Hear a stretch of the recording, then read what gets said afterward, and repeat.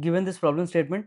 So let p and q be the roots of the equation, that is x square minus 2 times x plus a, that is equal to 0, and r and s be the roots of the equation, that is x square minus 18 times x plus b, that is equal to 0.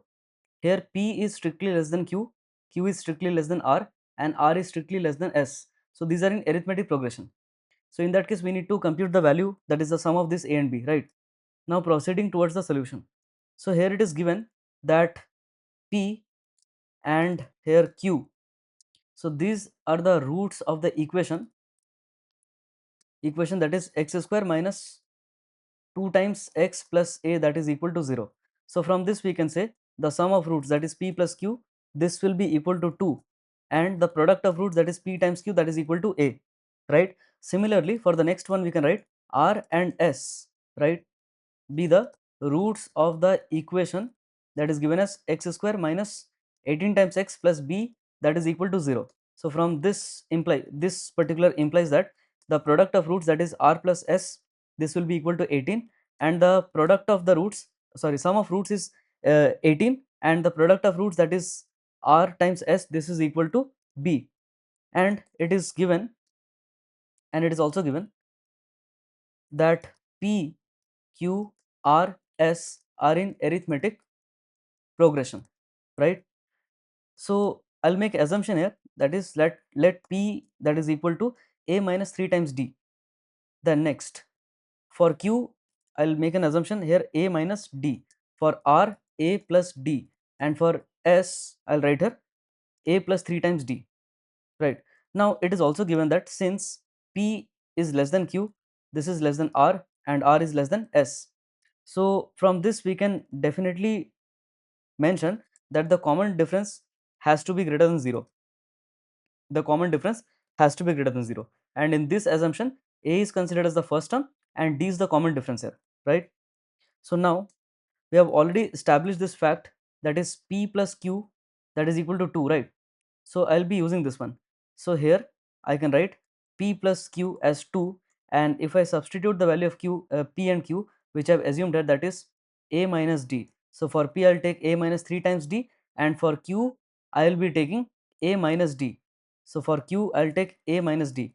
On resolving this part I'll be getting 2a minus 4 times d, and I'll compare this, right? I'll just equate this 2a minus 4 times d with 2. So from this I'll be getting a minus 2 times d, that is equal to 1. So consider this one as equation 1, right? In the next step, for the next one, here you can observe, that is r plus s is equal to 18. So instead of r I'll write a plus d, and for s a plus 3 times d. On resolving this part I'll be getting 2a plus 4 times d, right? And this one, that is 2a plus 4 times d, is equal to 18. So from this one I can write a plus 2 times d, a plus 2 times d, this will be equal to 9. And let me just consider this one as equation 2. Now using these two equations, so I can say from equation 1 and 2, right? So if I can just subtract this, right?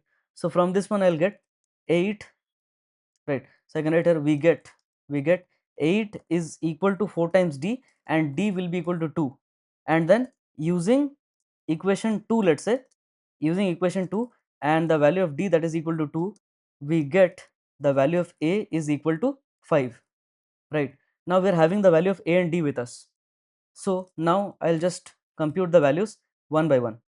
So the assumption for p was a minus 3 times d, so that is 5 minus is 3 here as it is, and the common difference is 2. So 3 times 2, that is 6.